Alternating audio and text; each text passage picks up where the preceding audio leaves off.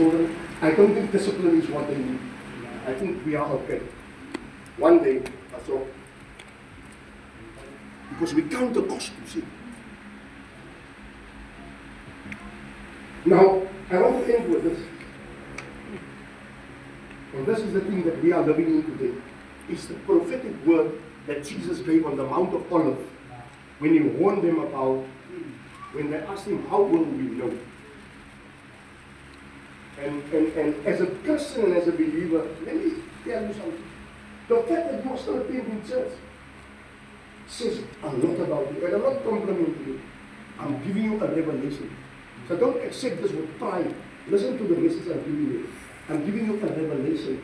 The fact that you are still attending church, the fact that you still belong to a church, says a lot about you. Because the Bible says that many, at the time that we are living in now, they will leave church. Go to Matthew 24, 4:40. Let me take you through it. But you must read Matthew 24, the whole one. I'm going to give you what is relevant to what I'm talking about now. The whole text is relevant, but otherwise it will be a whole day. I don't want us to be a whole day. This time that we are living in now is the time that we should not count the cost at all. But here's the thing, it's the most expensive time for a person. And I spoke to you about when Christ was born, or even before he was born, they wanted to kill him. Today they are slaughtering Christians. If you have you followed the news always? Underkant swakker toe important, Savior Christ, Movangu. Do you know how much Christians lost their life in 2025? Do you care enough to check how much Christians lost their life? Hey, in Africa, on this continent. I'm not even talking about off, I'm talking about the soil that you are walking on. Have you taken some time? Right? Or are we too busy pampering our lives? Have you taken the time to check how much Christians died on this continent alone? 3 months, 2.5 months ago, 70 Christians were beheaded inside the church in the Republic of Congo. 70 inside the church. Beheaded.